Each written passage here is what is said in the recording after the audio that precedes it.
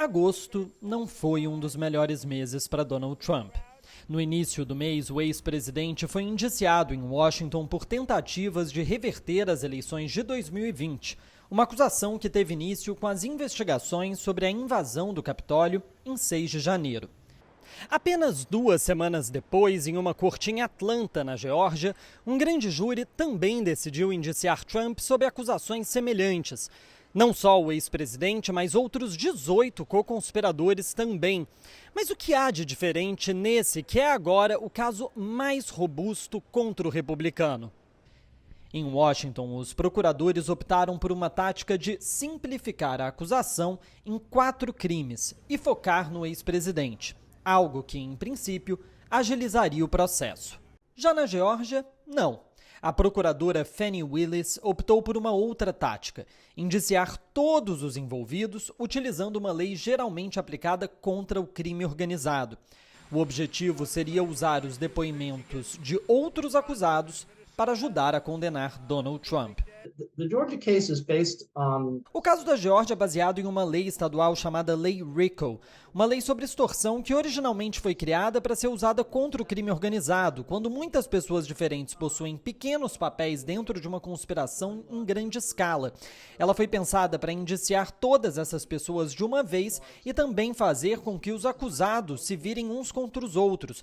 Então, caso alguém fale alguma coisa para se defender, essa mesma coisa pode ser usada para condenar outra pessoa. A investigação de Atlanta se debruçou sobre diversas atividades supostamente criminosas operadas por Trump e aliados para mudar o resultado das eleições no estado. Tradicionalmente republicana, a Geórgia deu a Joe Biden os 16 delegados do estado em 2020, após uma vitória apertada por menos de 12 mil votos. O pontapé inicial, porém, se deu a partir de uma ligação telefônica entre o ex-presidente e o secretário de Estado da Geórgia, o também republicano Brad Raffensperger, durante os dias da apuração. A conversa, gravada pelo secretário e amplamente divulgada pelos meios de comunicação do país, é uma das provas mais contundentes contra Trump. So, look, all I want to do is this. I just want to find 11,780 votes, which is one more than we have. One of the things that is unusual about Uma coisa que é peculiar a Donald Trump, comparado a outras pessoas que se envolvem em atividades criminosas, é que ele não consegue ficar calado. Ele fala e fala e fala sobre as coisas que ele fez, aparentemente convencido de que não há nada de errado com as coisas que ele fez, provavelmente porque foi ele que as fez. because he's the one who did them. O ex-presidente tem até sexta-feira, dia 25 de agosto, para se entregar à justiça em Atlanta. Apesar de protestos dos advogados, as autoridades locais afirmaram que Trump será tratado como um criminoso comum.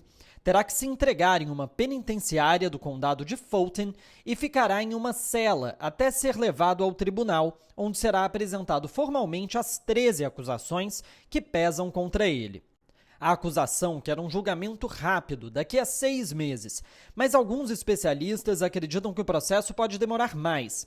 Se condenado, Donald Trump teria que cumprir uma pena mínima de 5 anos e máxima de 20 anos de prisão. The one thing that is quite different. Uma coisa que é diferente entre os indiciamentos da Geórgia e de Washington é que, pelo fato do caso da Geórgia ser sobre a violação de uma lei estadual, não há possibilidade de um perdão presidencial a Donald Trump caso ele seja condenado. Existe esse debate que vem sendo levantado sobre se um presidente poderia se auto-perdoar. Para mim, a resposta seria que não, mas existe uma disputa aí e, claro, isso nunca foi testado. Of course, it's never been tried. As regras sobre perdão na Geórgia são mais rígidas. Quem decide sobre o assunto é um grupo apontado pelo governador, mas ele só pode ser concedido após o cumprimento de 5 anos de pena. Talvez por isso, Donald Trump tema esse julgamento mais do que qualquer outro. Well, I'm sure if I were Donald Trump, I would not be worried about any of them. Eu tenho certeza que se eu fosse Donald Trump, eu não estaria preocupado com nenhum deles, porque Donald Trump parece não se preocupar com as consequências de nenhum dos seus atos. No entanto, se eu fosse uma versão racional de Donald Trump, hipoteticamente, eu acho que eu me preocuparia mais com o caso da Geórgia. Ainda que seja mais amplo, ele é mais amarrado, melhor investigado, as evidências são tremendas e é um caso estadual. Então, por mais que eu ganhasse a eleição, eu não poderia me perdoar. Então, esse seria o que me deixaria mais preocupado. So that would be the one that worries me. Pedro Paiva, de Nova York, para a TV 247.